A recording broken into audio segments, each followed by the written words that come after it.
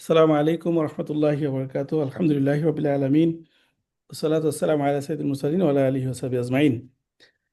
আজকের এই অনুষ্ঠানের সম্মানিত সভাপতি, পরিচালক, প্রধান অতিথি, বিশেষ অতিথি, সবাই, অধিকাংশ সবাই আমার স্যার। আমি একেবারে সর্বশেষ দুই একটা কথা একটু বলতে চাই। সবাই আমি শুরু থেকে এ পর্যন্ত শুনছিলাম, আলহামদুলিল্লাহ। আহ, স্যারের সাথে আমার তিন ধরনের সম্পর্ক। একটা হচ্ছে আমি স্যারের ডিপার্টমেন্টের ছাত্র ছিলাম না, আমি দাওয়ান ইসলামী স্টাডিজের ছাত্র ছিলাম। কিন্তু বিভিন্ন সময়ে আমার যখন এলমি কোনো প্রয়োজন হতো, বিশেষ করে আমার এখনো মনে পড়ে যখন আমি মাস্টার্সের ডিজার্টেশন করব, তখন টপিক সিলেকশন করতে পারছিলাম না। তো স্যারের সাথে যখন দেখা করলাম, স্যার আমাকে বললেন যে 10টা টপিক লিখে নিয়ে আসো। তো 10টা টপিক লিখে নিয়ে যাওয়ার পরে উনি এক একটা করে আমার কাছে ব্যাখ্যা জানতে চাইলেন যে এটা কেন, এটা কেন, এটা কেন। পরে উনি একটা সিলেকশন করেছিলেন এবং সেটার পরে আমি গবেষণা করেছিলাম। ভেরি ইন্টারেস্টিংলি, যে আমার এই প্র্যাকটিসটা যখন আমি পিএইচডি করতে যাই মালয়েশিয়াতে, তখন ওখানকার আমার যিনি সুপারভাইজার ছিলেন উনি ফ্রান্সের। তো উনি ঠিক একই কাজ করেছিলেন। তো এটা আমার তখন হয়তো যখন মাস্টার্স করেছিলাম তখন আমার এটা ওইভাবে মনে হয় নাই যে স্যারের এই যে মেথোডোলজিটা, এটা কতটা মানে ইন্টারন্যাশনালাইজড এবং এতে কতটা যে সায়েন্টিফিক, সেটা আমি বুঝেছি যখন পিএইচডি করি তখন। দ্বিতীয়ত, স্যার যেহেতু সাতক্ষীরার, আমিও সাতক্ষীরার, আমি সাতক্ষীরা সমিতির সভাপতি সেক্রেটারি ছিলাম। সে সময় একটা পাবলিকেশনসের সময় আমি দেখলাম যে স্যার আমাকে যেভাবে ইন্সপায়ারেশন দিয়েছিলেন এই যে একটা পাবলিকেশন করার জন্য, এটা আমি আজও মনে রাখি।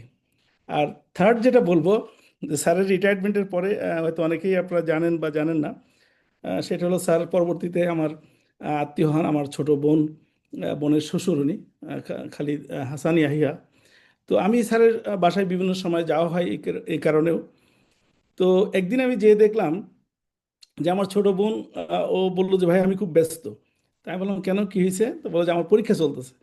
তো আমি বললাম যে স্যারের সাথে দেখা করবো, কয় না, কয় যে উনিও তো খুব ব্যস্ত, কারণ আমার যে পরীক্ষা, তো সে পরীক্ষার জন্য আমাকে পড়াচ্ছেন।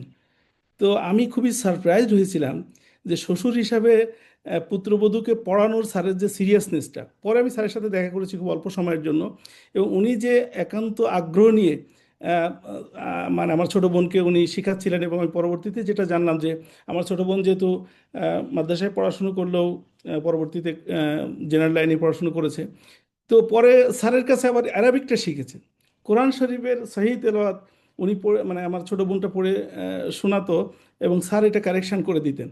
তো এই যে স্যারের যে ব্যাপারটা, এটা আমি দেখলাম যে একজন সত্যিকার প্রকৃত অর্থে একজন ইসলামিক স্কলার, একজন টিচার, তিনি সব জায়গায় তার যে ভূমিকাটা রাখার যে একটা সুযোগ আছে, সেটা স্যার আমাদেরকে দেখিয়ে দিয়ে গেছেন। সর্বশেষ আমি একটু বলতে চাই যে আমি যখন মানাত ইন্টারন্যাশনাল ইউনিভার্সিটিতে ডিপার্টমেন্ট খুললাম, ইসলামিক স্টাডি ডিপার্টমেন্ট, আমি প্রথমেই স্যারের শরণাপন্ন হই।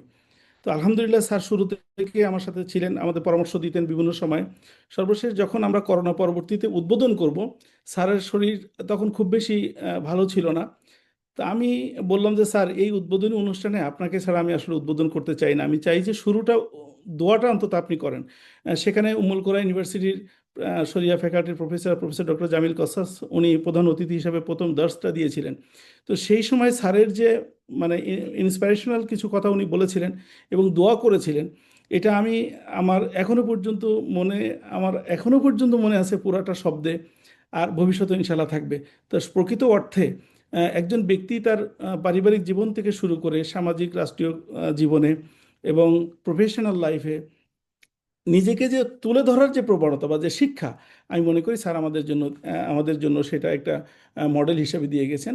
এবং আমি সর্বশেষ মনে করি যে পবিত্র কোরআনুল কারিমে সূরা আল ফাজরের আয়াতের দিকেই যদি আমরা খেয়াল করি, আল্লাহ সুবহানাহু ওয়া তাআলা এখানে বলছেন বিসমিল্লাহির রহমানির রহিম, ইয়া আইয়ুহাতুন নাফসুল মুতমাইন্না ইরজিই ইলা রাব্বিক রাদিয়াতাম মারদিয়া ফাদখুলি ফি ইবাদি ওয়াদখুলি জান্নাতি। হে প্রশান্ত আত্মা, তুমি তোমার রবের দিকে ফিরে এসো এবং তুমি তার প্রতি সন্তুষ্ট এবং তিনি তোমার প্রতি সন্তুষ্ট, অতঃপর আমার বান্দাদের অন্তর্ভুক্ত হয়ে যাও এবং আমার জান্নাতে প্রবেশ করো। আমি দোয়া করি আল্লাহ সুবহানাহু ওয়া তাআলা হয়তো আমাদের সকলের প্রিয় শ্রদ্ধেয় স্যারকে জান্নাতের সুউচ্চ মাকামে স্থান করে দিয়েছেন। আমরা দোয়া করি স্যারের সহধর্মিণী আমাদের চাচি আম্মা উনিও চলে গেছেন। আল্লাহ তাআলা সবাইকে ক্ষমা করুন এবং জান্নাতের সুউচ্চ মাকামে সবাইকে একত্রিত করুন, সেই তৌফিক সেই দোয়া রেখে আমি আমার কথা শেষ করছি। ওমা তৌফিক ইল্লা বিল্লাহ। আসসালামু আলাইকুম ওয়া রাহমাতুল্লাহ।